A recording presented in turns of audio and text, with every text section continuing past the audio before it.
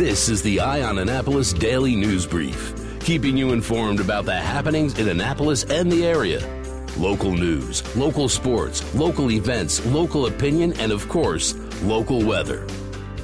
The Eye on Annapolis Daily News Brief starts now.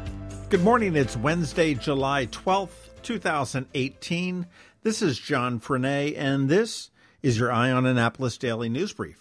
The big news yesterday is that we uncovered that Wegmans will be soon coming to Annapolis. We have learned that they are in the process of finalizing a deal for the former AT&T building, which was formerly the U.S. Internetworking building, right on Riva Road. The parcel actually has been pretty much vacant for several years, and it's an ideal location for the supermarket because it offers plenty of parking, and perhaps one of the most valuable assets is that it backs right onto Route 50, so there's some Route 50 exposure there as well. If you look out the front door of that building, you can practically see Whole Foods directly across the street in the Parole Town Center, as well as Giant just down the road in the festival at Riva. So I would say that grocery wars are coming to Annapolis. Wegmans has 95 stores with only 8 in Maryland. They employ 48,000 employees and had sales in excess of $8.7 billion in 2017. To sort of put that into comparison with Giant, they operate 166 locations with 20,000 employees, and they're actually owned by a Dutch conglomerate, Royal Ahold.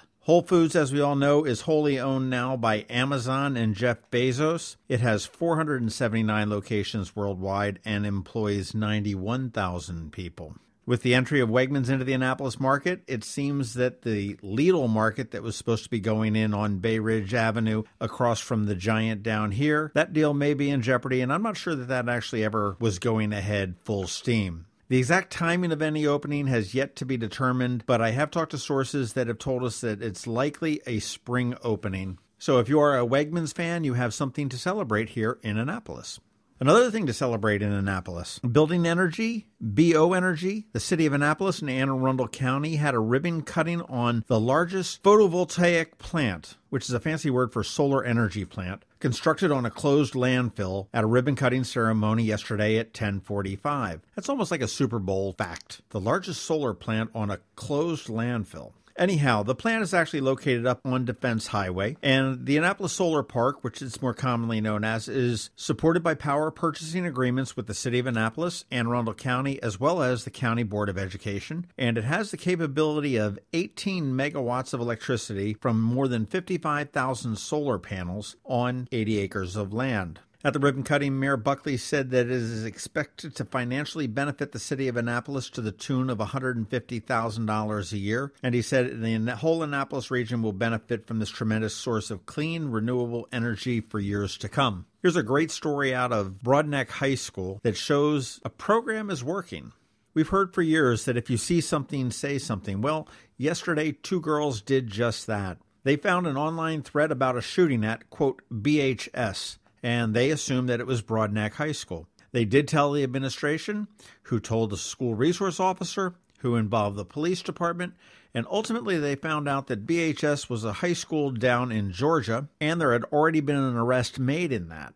So while there was no threat at Broadneck High School, it was a great example of people saying something when they saw something. In a letter sent home to parents, school principal Jim Todd said, "I also want to applaud the 2 students who brought this to our attention. This is exactly what we talk about when we discuss see something, say something scenarios. These 2 young ladies deserve an immense amount of credit for putting that theory into action by bringing it immediately to the school administration and the SRO. SRO is School Resource Officer." Sliding over into Florence for a little bit, in preparation for the storm, the city of Annapolis has begun distributing sandbags at the Truxton Park pool. They're available to city residents and businesses until 6 p.m. tonight. It got underway at about 6 a.m., and it's only until supplies last. So if you are in a low-lying area and you need some sandbags, get on over there. The Truxton Park pool is located at 251 Pump House Road, which is right off of Hilltop Lane in Annapolis, not far from the Pitt Moyer Rec Center. As a matter of fact, it's just around the corner there. You will need proof of your Annapolis city residency or proof of a city business ownership to receive the sandbags. They are going to limit them to 10 sandbags per person, and you're going to be expected to fill your own bags. So if you're not able to physically handle that, bring somebody with you that can do that. They will have some people to help, but just don't count on that. A full bag weighs approximately 20 to 25 pounds. So just keep that in mind.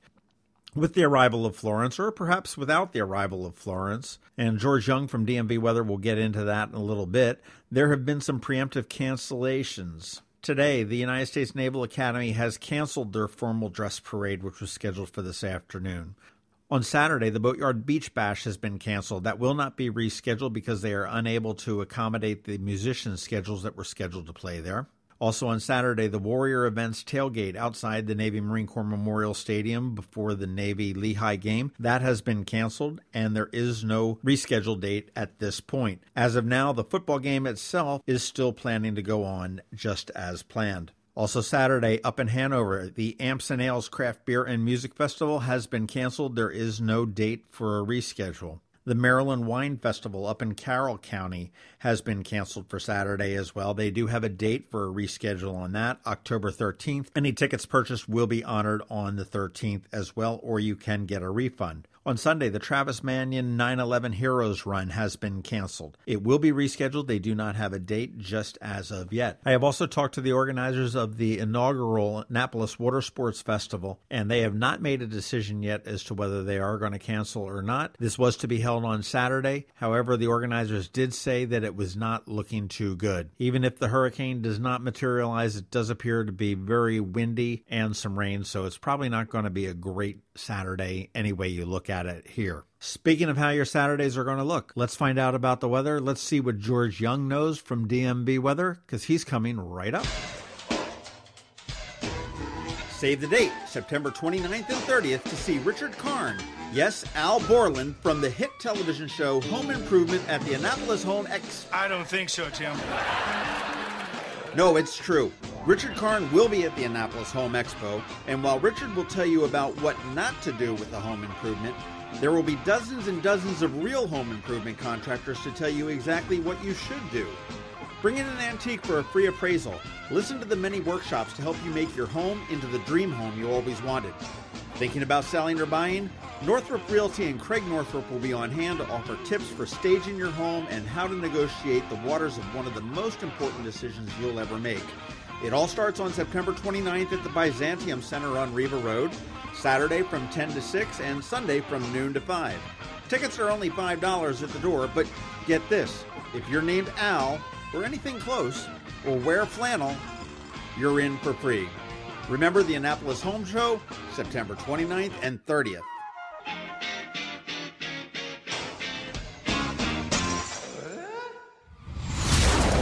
Going out? You need the most up-to-date local weather. Here's George Young from DMV Weather in Annapolis with today's forecast.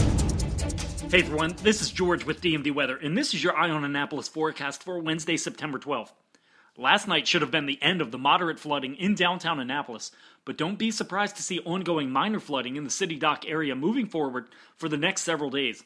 And over the next several days, Annapolis and all of Anne Arundel County should see ongoing set of 70s and lower 80s for highs with a bit of a soupy wet feel to it, along with daily chances of showers or even some storms due to a stalled front in the eastern portion of the United States. And then we get into Friday and the weekend into early next week, and we will see influences from Hurricane Florence, which we've updated on very regularly on our app, website, and Facebook and Twitter, but we'll recap our thoughts here quickly this morning. We expect Florence to make landfall sometime during the daylight hours Friday between Myrtle Beach, South Carolina, and Nags Head, North Carolina, and we then expect it to come inland a bit and stall out for maybe 2 to 3 days, possibly near the border of North Carolina and Virginia between I-85 and I-95, give or take a little bit on the map. And we then think this will ultimately bring several inches of rain to the DMV region in Annapolis and all of Anne Arundel County from Friday into early next week, while not really delivering much of a storm surge impact, which is a great thing since it floods now with a 10-mile-per-hour east wind, if anywhere near the area.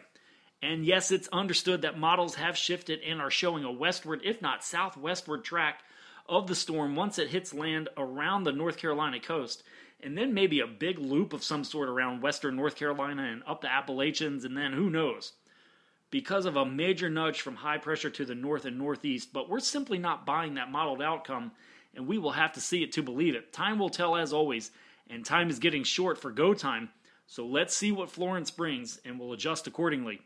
This is George Young of DMV Weather. Make it a great day out there today, but remember, whatever the weather outside, Have fun and be safe. Join us this fall as we walk to fight suicide and raise awareness about mental health in Maryland. Proceeds to benefit the American Foundation for Suicide Prevention. Register for an Out of the Darkness community walk today at outofthedarkness.org. September 29th, the inaugural Twist and Stout Festival at Quiet Waters Park along the shores of the South River. Twist and Stout, a Maryland wine, craft beer, music, food, and arts festival, presented by the Anne Arundel County Department of Recreation and Parks, along with the Maryland Wineries Association. Sample dozens of craft beers and Maryland wines, dance the afternoon away to the sounds of Saved by Zero and the Groove Spot Band. Watch the plein air painters and shop dozens of artisans, crafters, and food trucks. Tickets are on sale now at twistandstout.org. twistandstout.org. September 29th, Twist and Stout at Quiet Waters Park, 11 a.m. to 5 p.m. Tickets at twistandstout.org. You've been listening to the Eye on Annapolis Daily News Brief. Tell your friends and colleagues this is the podcast where you can keep up on the latest with what's going on in Annapolis. And also tell them about our website, eyeonannapolis.net, where you can find even more information. This podcast comes to you every Monday through Friday at 7 a.m., keeping you informed with the Eye on Annapolis Daily News Brief. And take a moment to listen to our other podcast, The Maryland Crabs, released every Thursday at noon.